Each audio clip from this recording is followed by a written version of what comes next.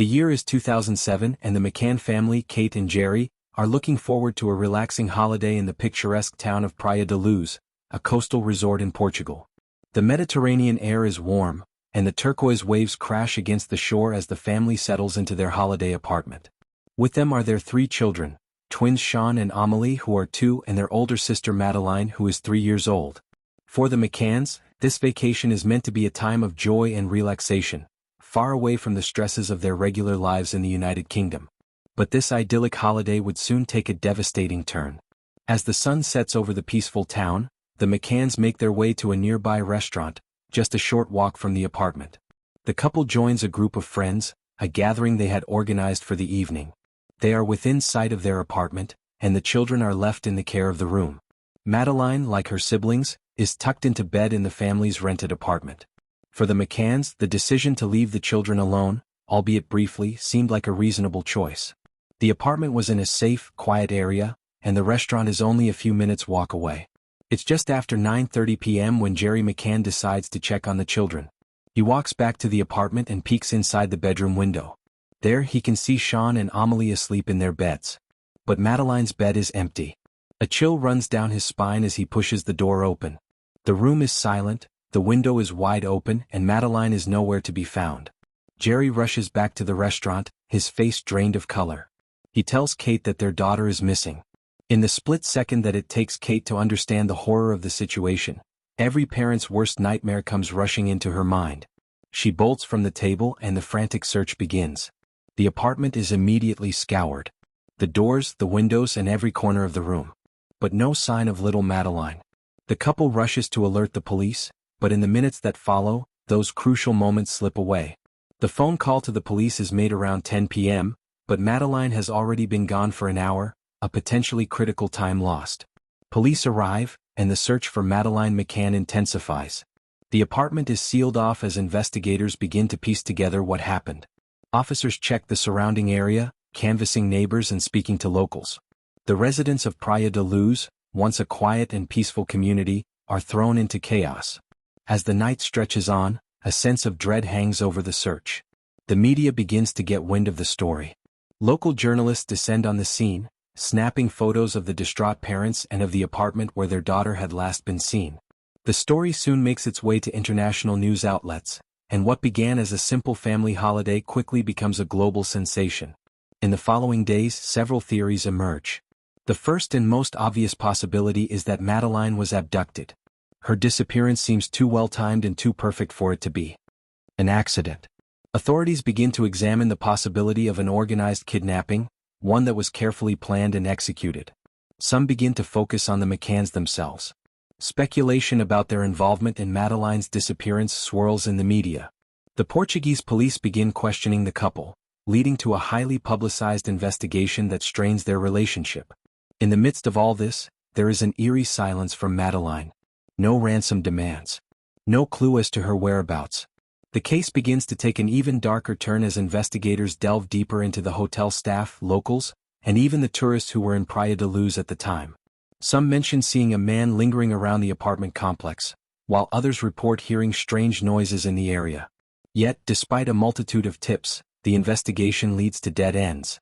Detective Goncalo Amaral, the head of the Portuguese police investigation, suggests that Madeleine might have died in the apartment, with the parents involved in some cover-up. This theory sparks outrage, especially among the McCanns and their supporters. It seems that every avenue is exhausted, and with every lead that turns out to be a dead end, the case drags on unanswered. But one theory sticks out more than others. In 2007, a man named Robert Murat, a British expatriate who lived near Praia da Luz, was named as a suspect. He was seen near the scene and had suspicious interactions with the police. Murat is quickly thrust into the spotlight, with his name plastered across tabloids and news stations worldwide. However, he denies any involvement in the case, and after a lengthy investigation, Murat is cleared of any wrongdoing. But the damage has already been done. His name is forever tied to the McCann case whether he was involved or not. As the weeks and months pass, the media frenzy surrounding Madeleine's disappearance reaches a fever pitch.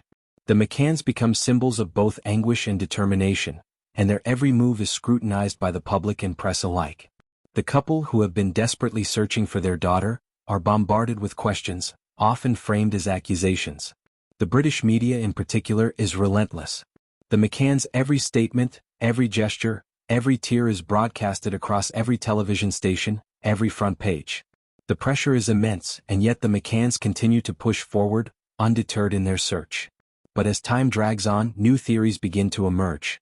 Some claim that Madeleine is still alive, that she has been hidden by a criminal network or taken by an individual who may want to adopt her. Others suggest that Madeleine could have been taken by someone within the resort, perhaps a guest or even a member of the staff. But there is no solid evidence to support these theories and no real leads to follow. It is now 2008. The investigation into Madeleine's disappearance is faltering. The case is growing cold. But then, a new development emerges. A breakthrough. A lead that had been overlooked before. In a far corner of Europe, an investigation into another child abduction case uncovers a surprising connection to Madeleine. Detective Amaral and the Portuguese police are called in once again to re-examine the case. Could this be the breakthrough that everyone has been waiting for? Or is it yet another false lead? It's 2008 and the McCann family, though devastated, has not given up hope. They continue to advocate for their daughter's return, tirelessly appearing on television programs, giving interviews and calling for any possible leads that could bring them closer to Madeleine. Just when the case is beginning to feel like it might never be solved, an unexpected lead comes from a completely different investigation, one that is related to a child abduction case in Europe. Detective Goncalo Amaral, who had been removed from the case earlier due to disagreements with the McCanns and mounting public scrutiny, returns to investigate this new lead. In a breakthrough that both thrills and terrifies, a possible connection to Madeleine's disappearance is uncovered.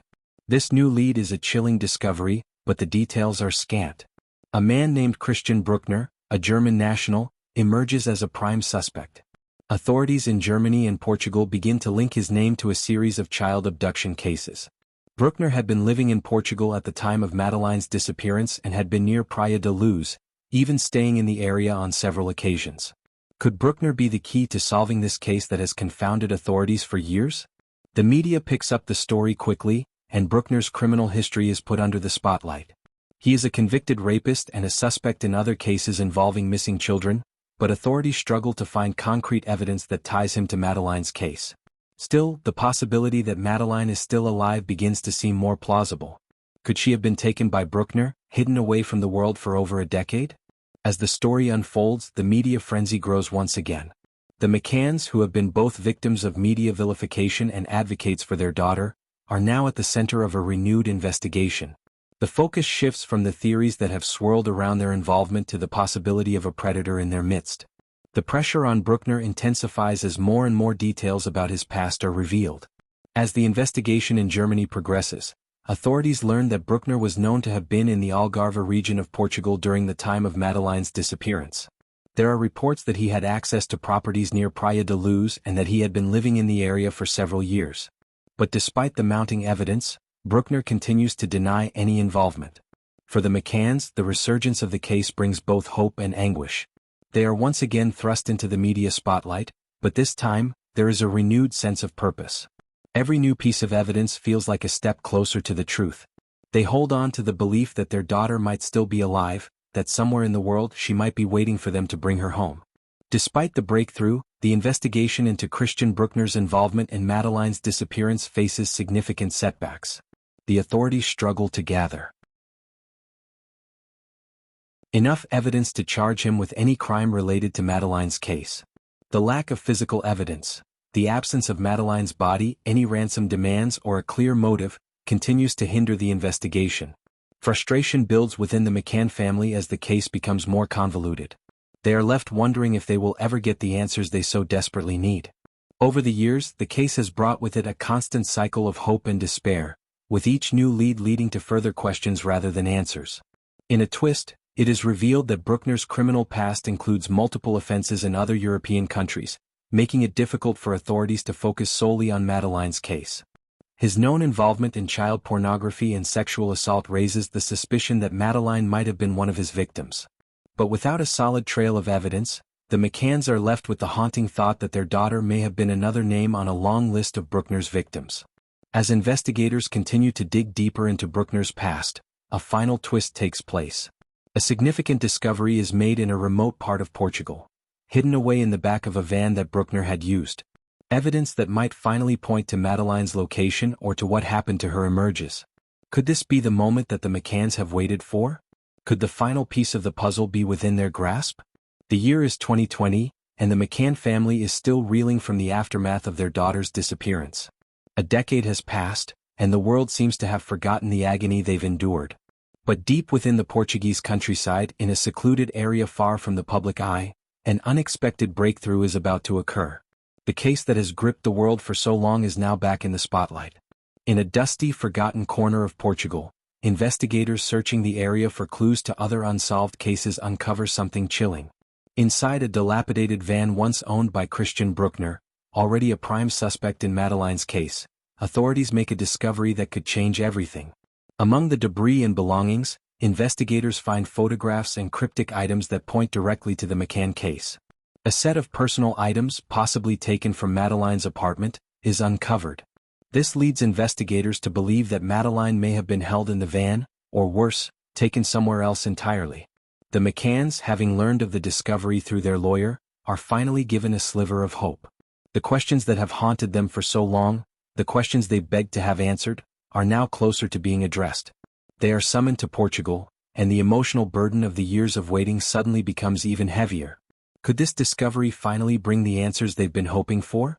The trial of Christian Bruckner begins to take shape in 2021, a decade after Madeleine's disappearance. A flood of media attention surrounds the courthouse, where global reporters anxiously await any new developments. The McCanns take their seats in the courtroom, Kate, clutching Jerry's hand tightly as they walk into the room.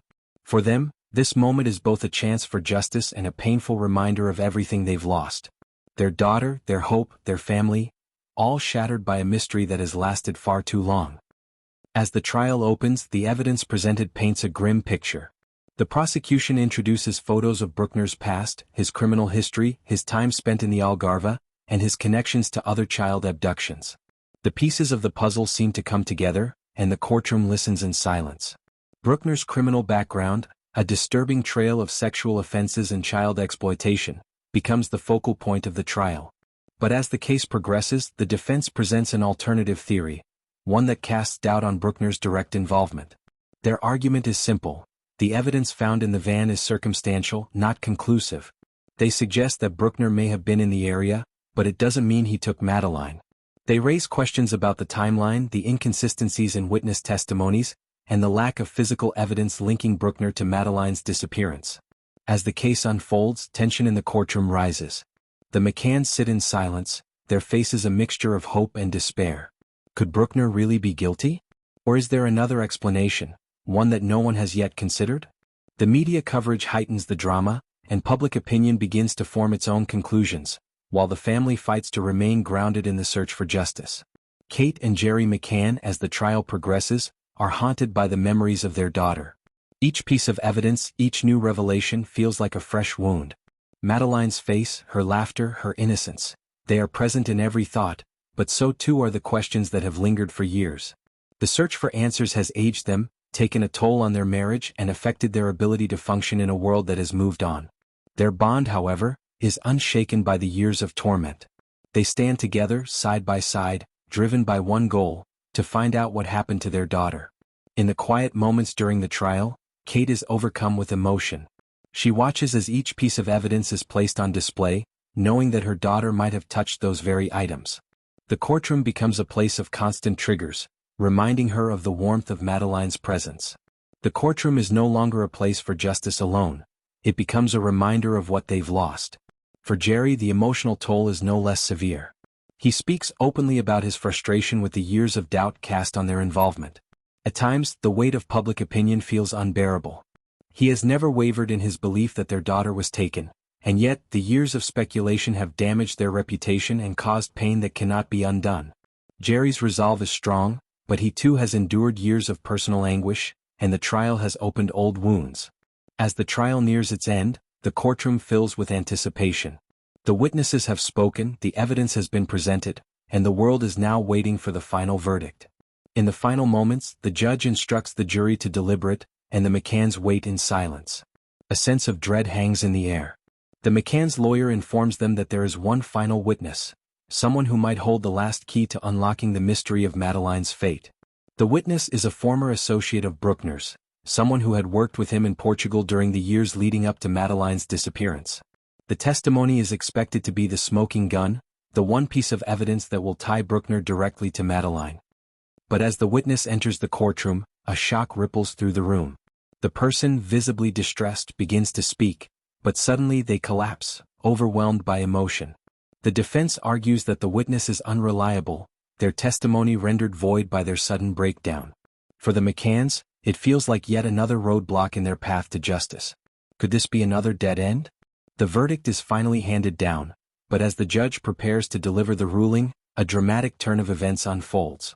A new piece of evidence, completely unrelated to Bruckner, surfaces, one that may change everything. The evidence is too sensitive to discuss publicly, and the courtroom is abruptly adjourned.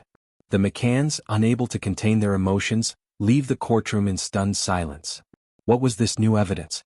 Could it finally reveal the truth about what happened to Madeleine McCann? Or has another twist in the tale delayed justice once again?